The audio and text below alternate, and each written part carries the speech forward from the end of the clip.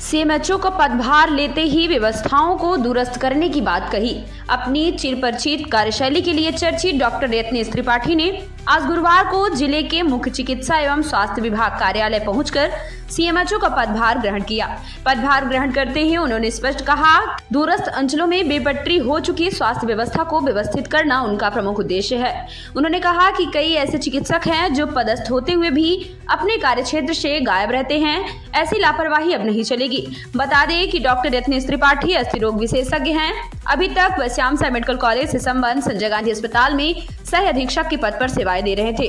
लोक स्वास्थ्य एवं चिकित्सा शिक्षा संचालनालय द्वारा जारी आदेश में श्री त्रिपाठी की सेवाएं श्याम साई मेडिकल कॉलेज से लेते हुए आगामी आदेश तक उन्हें सीएमएचओ के पद पर पदस्थ किया गया है।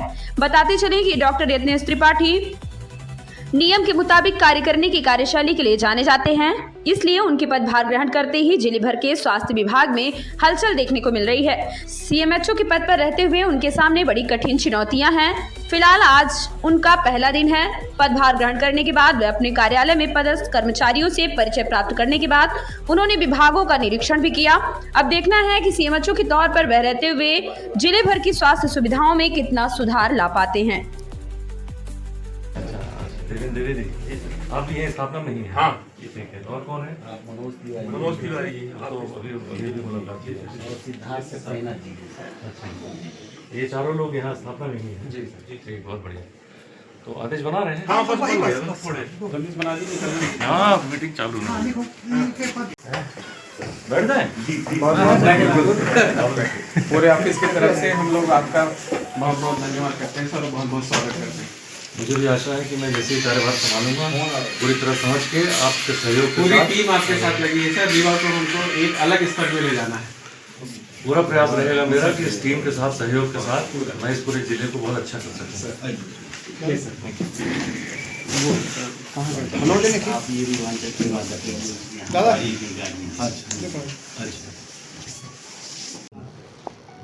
हाँ भैया, आपने ज्वाइन किया है, आज क्या प्राथमिकताएं होंगी? मैं पहले तो अधोसंरचना को समझ लूं, अपनी व्यवस्थाएं समझ लूं, इसके बाद मैं अपने दौरे कर लूं। अभी पूरी हमारी जो ग्रामीण स्वास्थ्य व्यवस्था है, तो इस स्वास्थ्य व्यवस्था में हमको कमियां क्या हैं वो दूर करने का प्रयास करेंगे। हमारी तरफ से शासन की जो नीतियां हैं उनमें कहीं अगर कोई क्रियान्वयन में कमी हो रही है तो उसको दूर करने का प्रयास करूँगा कि ताकि हम 100% लक्ष्यों को प्राप्त कर सकें।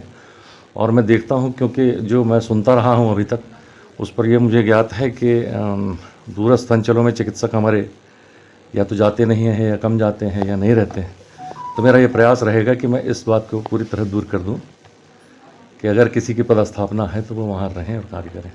भैया 150 नियुक्तियाँ नियम विरुद्ध हुई थी अटैचमेंट जी, उनको पूर्व सीएमएचओ जाते जाते निरस्त कर गए हैं जो जहाँ पे होते हैं, तो क्या उसको आप आगे बढ़ाएंगे कि वैसी चीज़ें चलती? मैंने अभी ज्वाइन किया है, मैंने वो पेपर में पढ़ा था कि उन्होंने जाते जाते वो जो नियुक्ति अटैचमेंट्स थे समाप्त किए थे, तो मैं उसको समझ लूँ। बाकी जो निर्णय पहले हो चुके हैं उस पर मेरे किसी वापस जाने का कोई प्रश्न नहीं उठता है किसी की तरफ।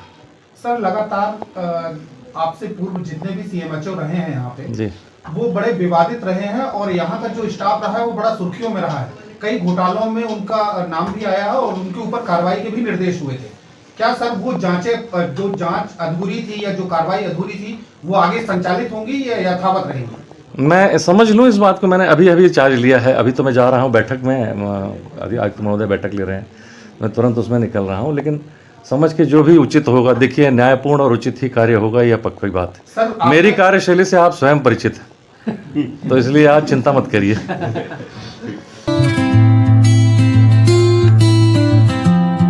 मैं डॉक्टर अमिता सिंह सिवा आरोग्यम हॉस्पिटल में मैं एज ए गायनेकोलॉजिस्ट काम करती हूँ।